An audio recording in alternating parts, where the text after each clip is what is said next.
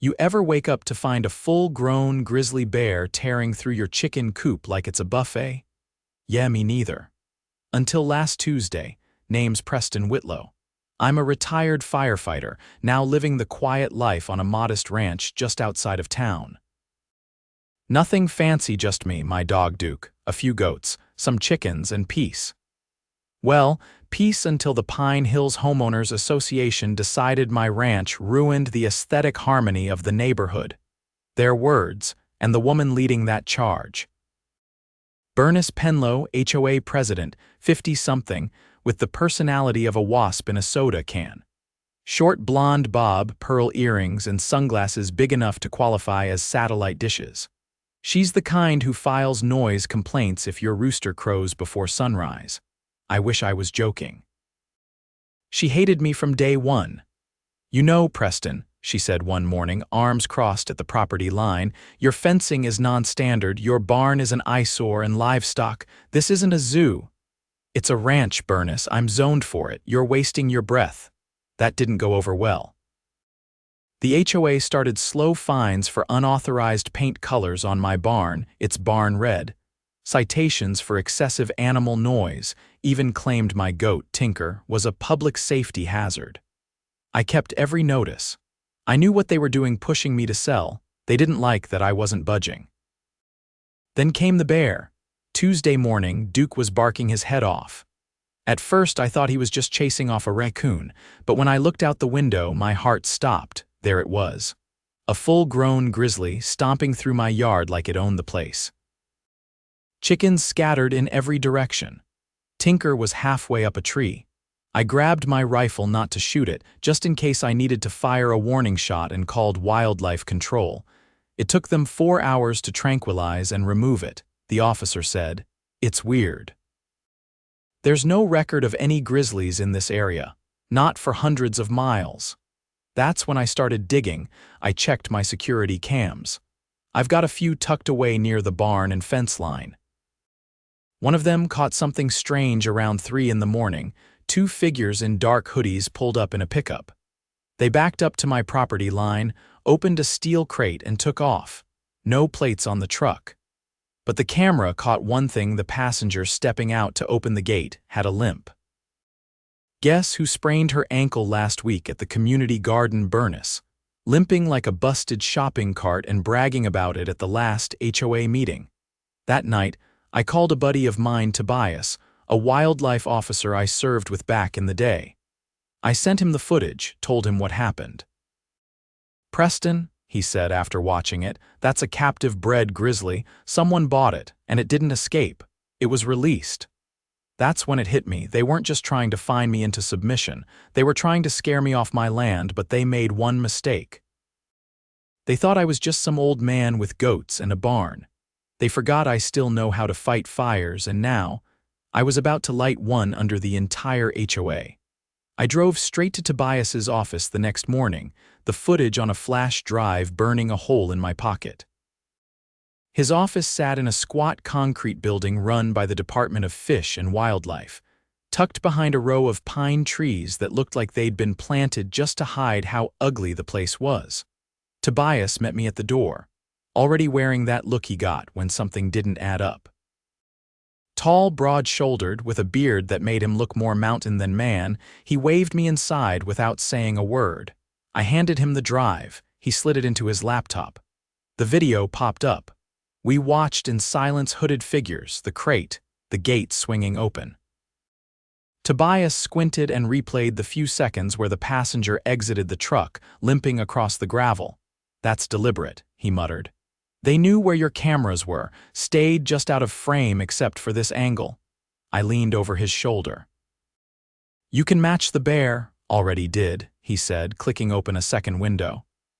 "A breeder upstate filed a missing animal report 3 days ago, claimed the enclosure was cut open, said it must have wandered off."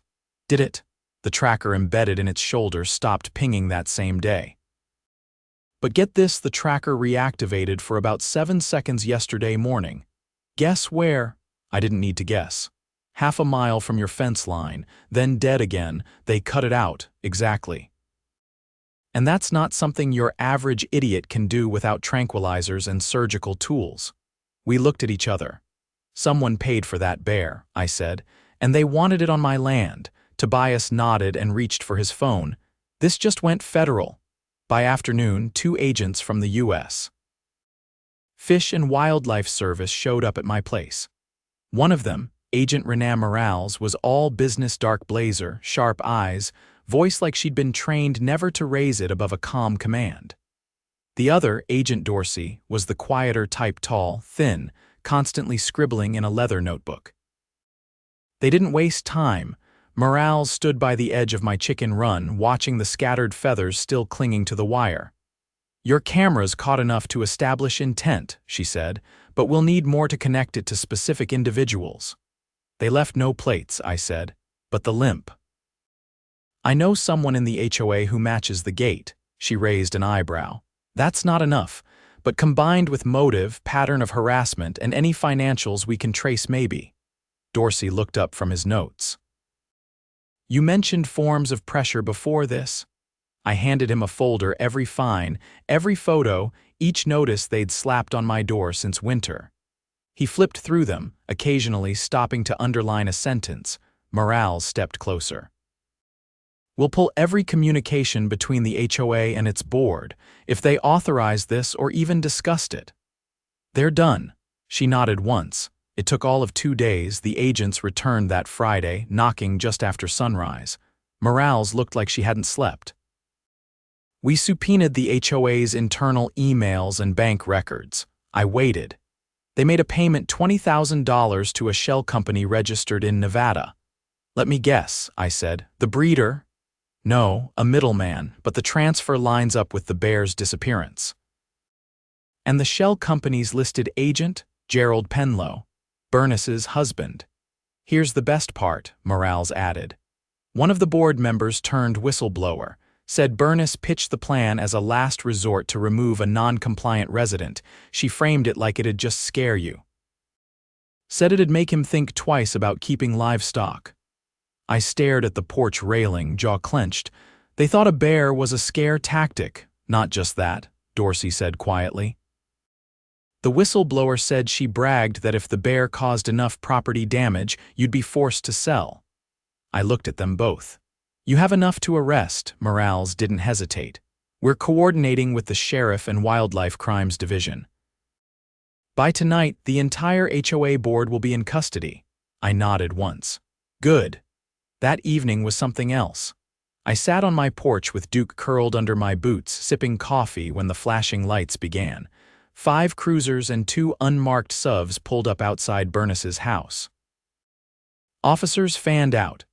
Neighbors peeked from behind curtains and hedges, phones in hand, recording every second. Bernice stepped outside in a silk robe, arms crossed and mouth already opening to protest. She didn't get a word out before Morales read her the charges. Conspiracy to commit wildlife trafficking, endangerment, criminal harassment, and a federal violation for releasing an apex predator into a residential area. Gerald came out seconds later, shirtless and red-faced. He tried to bluster, but one of the deputies reached for his cuffs before he finished. The rest of the board was picked up within the hour. Next morning, the story hit the local news. By noon, it was national. HOA president arrested in bear release plot to force out resident. The footage from my security cam ran on every channel. Morales gave a press briefing outside the courthouse. I stayed quiet, didn't talk to reporters, didn't need to. The town turned. People who'd once avoided eye contact at the community center now waved from their driveways. A few neighbors dropped off casseroles. One old guy left a note on my gate that simply read, "Thank you for standing up." Meanwhile, the case picked up steam. Because of the bear's endangered status and the planning involved, the feds escalated it. Prosecutors filed for maximum charges. Each board member faced multiple counts tied to the conspiracy. Gerald's shell company linked them to illegal wildlife trade, which meant potential life sentences under federal law. And the breeder, turned out he'd been running a black market operation for years. The investigation into the HOA led them straight to his door. They found unlicensed enclosures, payment logs, and even a second crate ready for transport, all because someone thought they could use a wild animal to bully me off my land. 2 weeks later, I got a letter from the interim HOA committee newly elected, mostly made up of folks who'd never had a say before. They wanted to apologize, said they'd be dissolving the HOA entirely and transferring management responsibilities to county oversight. No more fines. No more harassment, no more Bernice. I folded the letter, tucked it in my drawer, and went out to check the fence line. Tinker was sunbathing on a boulder. The chickens had finally started laying again, and Duke chased a squirrel like nothing had ever happened. Peace, finally. And this time, it wasn't something they could take. 3 weeks after the arrests, the county courthouse was busier than a firehouse during a lightning storm. Media vans cluttered up Main Street. Satellite dishes jutted out like iron sunflowers.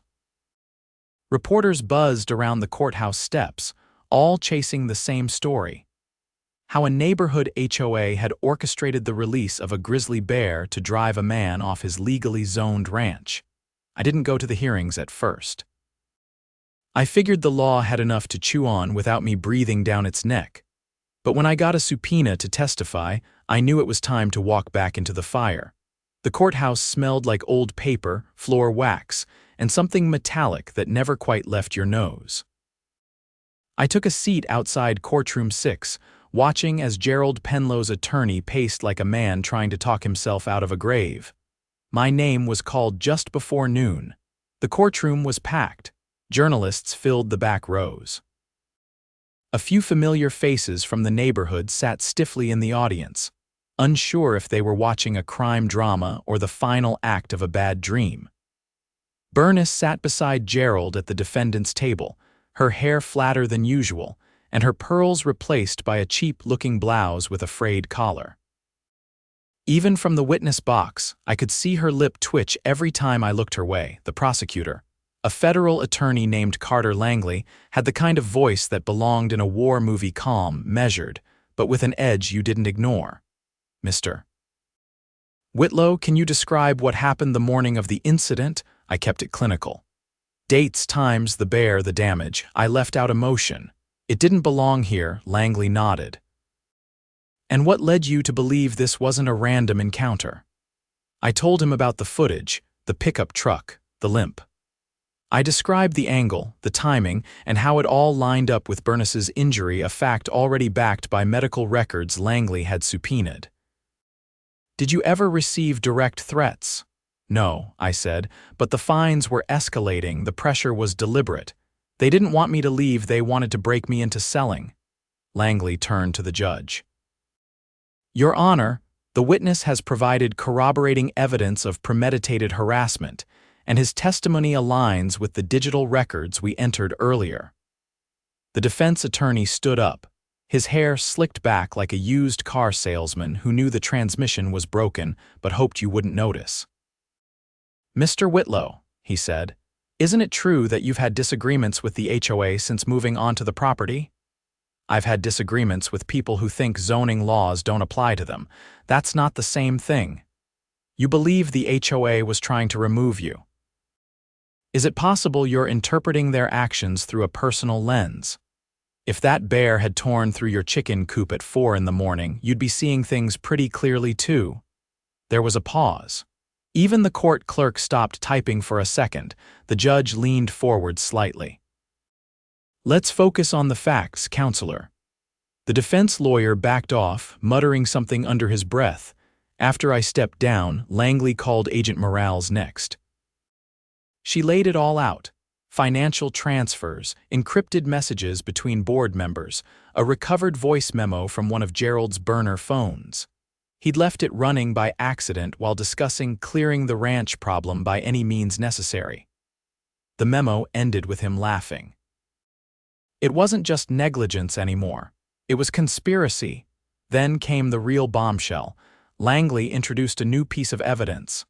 A ledger recovered from a hidden safe in Gerald's garage. It detailed payments to multiple individuals over the last 6 months, some for surveillance equipment, others for animal coordination, with one entry clearly labeled. Release date confirmed, March 12. Crate secured. The judge allowed it in. Langley turned to the jury. Ladies and gentlemen, this wasn't improvisation. This was calculated, funded, and executed with the kind of precision you associate with organized crime, not a neighborhood association. The next day, the charges were formally updated. In addition to conspiracy and harassment, the board members were now facing charges under the Racketeer, Influenced, and Corrupt Organizations Act (RICO). Turns out, the HOA had been laundering money from inflated HOA dues, funneling it through multiple shell companies, including the one Gerald used to acquire the bear. The HOA wasn't just corrupt, it was criminally organized. Word spread fast. Residents started combing through their old dues and invoices. Dozens of them came forward with suspicious overcharges, unexplained maintenance fees, and sudden hikes in assessments that never seemed to translate into actual improvements. One resident, a retired accountant named Lydia McGrath, testified that she'd been pushed off the board after questioning several missing line items. She was told she had a bad attitude about progress. Langley brought her in as a rebuttal witness. She laid out a paper trail showing how the board had used fake service contracts to pad their pockets. Landscaping bills that paid for vacations. Security patrols that amounted to Gerald's nephew driving in circles for 20 minutes, and even an invoice for emergency community legal consultation that was actually a retainer for a lawyer Gerald used during a completely unrelated gambling arrest 2 years ago. By the end of the week, the courtroom wasn't just full, it was standing room only. The Penlows looked like they were shrinking with every passing hour. On Friday, the jury foreman handed the verdict to the clerk, guilty, on all counts. The judge didn't waste time. She denied bail immediately and scheduled sentencing for the following month. The charges carried a maximum sentence of life due to the added RICO designation and the endangerment of human life by releasing a predatory animal. As the Penlows were led out in cuffs, not a single person in the room looked away. Outside, the sun was setting over the courthouse, casting long shadows across the parking lot. I walked past the reporters without stopping. There was nothing left to say. 2 days later, a county representative showed up at my gate. He handed me a sealed envelope from the Department of Agriculture. Inside was a formal commendation for aiding in the exposure of an illegal wildlife trafficking operation. He also brought something else, a petition signed by more than 70% of the neighborhood, requesting the land surrounding the HOA's old jurisdiction be reclassified as an independent rural district free of HOA governance. The county approved it the following week. We held a town meeting in the old rec center, the first one where people actually laughed, talked, and planned instead of whispering or complaining. We voted on a new neighborhood council, strictly advisory and with no enforcement powers. Just neighbors looking out for one another. As for the ranch, I reinforced the gate, added another layer of fencing near the back pasture, and installed a new camera system with facial recognition. Not because I was afraid, but because I'd earned this peace, and I wasn't letting anyone take it again. Duke still barked at squirrels like they personally offended him. Tinker had developed a new habit of climbing onto the porch roof just to nap in the sun. The chickens were laying more than ever, and me, I went back to splitting firewood, fixing fences, and watching the horizon. Justice was served, not because I went looking for a fight, but because I refused to back down from one. They brought a bear. I brought the truth, and in the end, the truth has sharper teeth.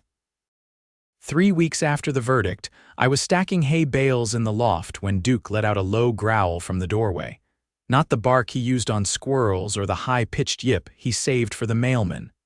This one was quiet, focused, the kind of sound that said something was wrong. I climbed down from the loft, wiped my hands on my jeans, and followed him outside. A black SUV was parked just beyond the split-rail fence, engine off, windows tinted too dark to see in. Duke stood at my hip, tail stiff, muscles coiled. I didn't reach for the rifle. I'd learned a long time ago that trouble didn't always come loud. Sometimes it just sat quiet and waited. A man stepped out. He was tall and lean with a sharp jawline, dressed in a plain gray suit that didn't belong anywhere near a ranch. His shoes were polished, but there was red clay on the soles. He adjusted his tie once, then walked up to the fence like it belonged to someone he wasn't afraid of. "You Preston Whitlow?" I nodded. "You with the county?" "Not exactly. Name's Everett Kane. I work with the U.S. Attorney's Office.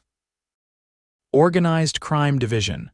"Don't think I've got anything else to give you," I said. "You don't," he said. "But I've got something for you." He pulled a file from his coat and offered it across the gate. I took it. Manila folder, unlabeled. Inside were 2 photos. One showed the crate the bear had been released from, but it was a different angle one I hadn't seen. The other showed a warehouse, nondescript, with a date scrawled in the lower corner, 2 months before the incident. "What am I looking at?" "That's where the bear was held before it was driven to your land. Up until last week we thought it was just a drop point, but we raided it 2 days ago. Found more than we expected." He paused, watching my face. There were 3 more crates, empty, all recently used. "We ran the soil samples. Same sediment we found in your back pasture." I leaned against the fence. "You saying they plan to use more than one?" "We believe that was the plan if the first didn't do the job, but there's something bigger. The warehouse was leased under another shell company. Traced it back to a man named Vincent Rourke. He's not on the HOA board, never was." "Then who is he?" Kane glanced around before answering. "He runs a real estate investment firm in Phoenix, specializes in acquisitions of distressed properties. Turns out 3 months before your incident, he had a signed letter of intent to buy the eastern half of Pine Hills, including your parcel, pending your removal." I stared at him.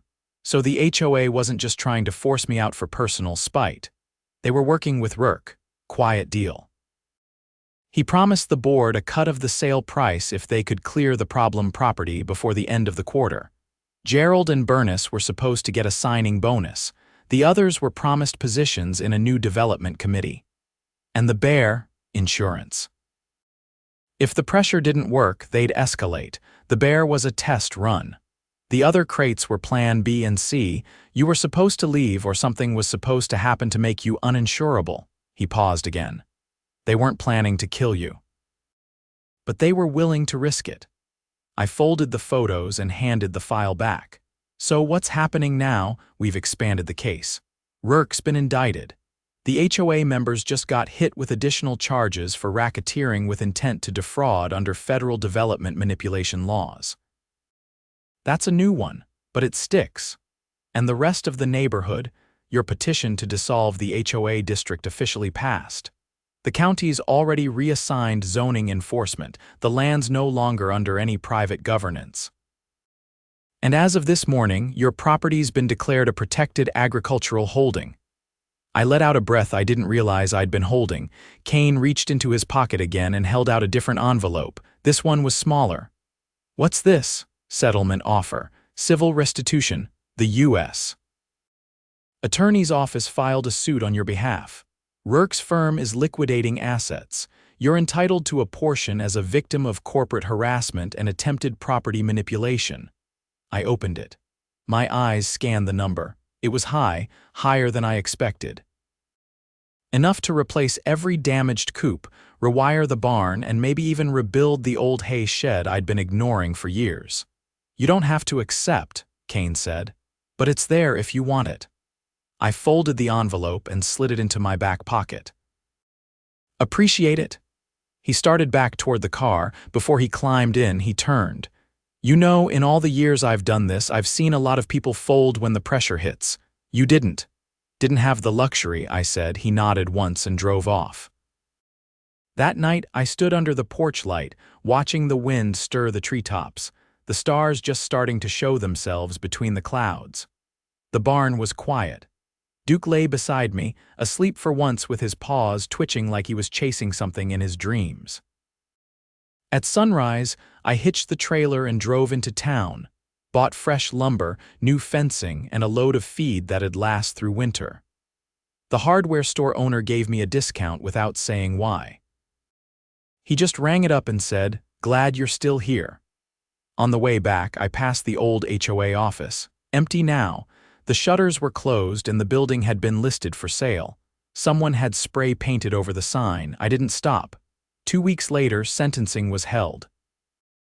Gerald got 35 years, no parole. Bernice was given 28. The rest of the board landed between 15 and 25 depending on their involvement. Rourke? He took a plea deal turned over mountains of evidence from his other deals. He's likely to spend the rest of his life behind concrete walls, no appeals, no last-minute deals, just judgment. The neighborhood moved on. The new council focused on fixing things, repairing roads, reopening the community garden, and building a new walking trail that looped past my southern fence line. They asked if they could name it after me. I said no, told them to name it after the goats instead. They went with Tinker's Trail, fitting. Late one evening, I found a letter tucked between the slats of my gate. No return address. Inside was a single sentence handwritten in neat cursive. I was part of the old board. I didn't know about the bear until after. I should have stopped it. "I'm sorry." There was no signature. I burned it in the fire pit that night, not in anger, but because some things didn't need to be kept. Not everything deserved space on a shelf. The ranch settled into a rhythm. The chickens laid without stress. The goats wandered freely. Duke took to sleeping beside the barn door, guarding nothing and everything at once. One morning, the new council president stopped by. Younger guy, maybe early 40s. Used to be a mechanic. He handed me a sealed envelope from the county. Inside was a certificate, a formal recognition for resilience in the face of systemic abuse and contribution to community restoration. I stared at the paper for a long time before tucking it into the drawer with the others. Sometimes justice isn't loud. Sometimes it doesn't look like victory parades or front-page headlines. Sometimes it just looks like peace, real peace, the kind you earn, the kind no one can take, not with threats, not with fines, and definitely not with a bear.